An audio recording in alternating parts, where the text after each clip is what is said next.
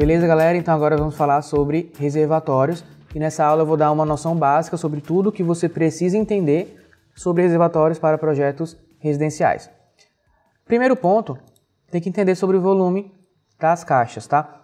Então nesse projeto em específico, outro projeto, nós temos aqui duas caixas de 2.000 litros. Normalmente esse volume vem especificado na arquitetura. Se não vier, você vai ter que definir de acordo com o consumo da edificação. Fazendo um cálculo básico, é basicamente o seguinte: se você vai ter um consumo por pessoa, tá? Essa média de consumo é em torno de 200 litros por pessoa por dia, multiplica aí pelo número de pessoas na casa, vamos supor 5, tá? Então vamos ter um consumo de 1.000 litros por dia naquela edificação e você estipula um número de dias que aquele reservatório precisa proporcionar. Então se faltar água por 2 dias, o reservatório vai dar conta ainda assim. Então vamos pensar nisso, vamos multiplicar por 2 aqui. Então teria, no caso, um reservatório de 2.000 litros, tá? Esse é o cálculo básico, normal, assim, de livros, né, o cálculo teórico, mas na prática, esse volume de reservatório vai mudar de acordo com as necessidades da edificação. Então vai ter cidades ou vai ter alguns residenciais em que é mais problemática a alimentação das caixas e você precisa considerar um volume maior. Então acontece em quase todo projeto, tá? Então na maioria dos projetos em que você tem espaço para 2 reservatórios, principalmente, costumam ser 2 de 1.500 ou 2 de 2.000. Beleza. Entendendo um pouco sobre cada tubulação, aqui nós temos o extravasor, tá? O extravasor tem a função de realmente extravasar a água do reservatório, principalmente quando a boia parar de funcionar. Então você tem a água vindo do hidrômetro, se a boia parar de funcionar, vai continuar alimentando mesmo que o reservatório esteja cheio e ele vai começar a transbordar. Então o extravasor tem a função de bloquear, né? Não bloquear, mas extravasar essa água para bloquear, fazer com que o reservatório não transborde, tá?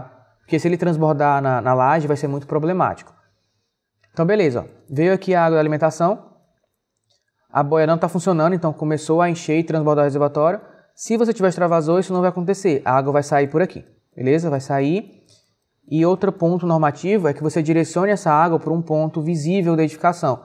Então no caso aqui está direcionado para o corredor, para que o cliente consiga ver quando o extravasor entrar em funcionamento e desligue lá o registro.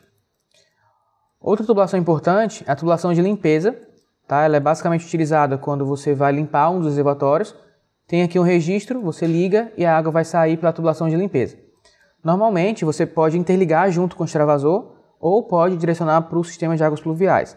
Se direcionar para o sistema de águas pluviais, quando você for fazer a limpeza não vai ter interferência nenhuma na edificação, tá? Se direcionar junto com o extravasor, sempre que for limpar o reservatório, vai ter água em excesso lá no corredor em um ponto único específico que pode ser problemático. Então, tubulação de limpeza.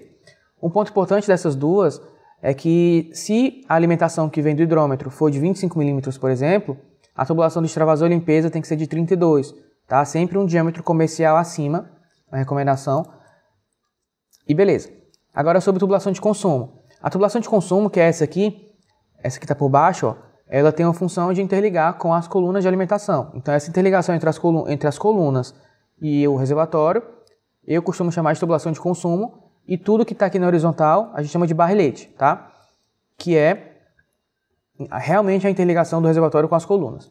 Algumas dicas importantes é que essa tubulação ela tem total impacto nas pressões da edificação, então você costuma começar com diâmetros maiores, de 50 ou 60 milímetros, vai depender do seu dimensionamento. E aí você vai ramificando e reduzindo esse diâmetro ao longo do trajeto. Outro ponto importante é a ventilação, tá? Então você vai ter aqui uma ventilação que sobe e interliga com a parte superior do reservatório, que tem a função de eliminar o ar presente na tubulação. Então quando você limpa o reservatório, por exemplo, vai ter muito ar presente na tubulação e esse ar vai poder sair por essa tubulação de ventilação, além de facilitar o fluxo de água em todo o sistema.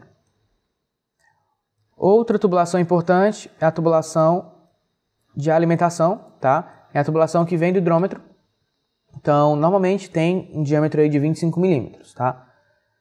Outra coisa importante para você saber é que ela vai depender um pouco da cidade, mas toda cidade tem uma pressão disponível na rede de pelo menos 10 MCA, tá? É normativo.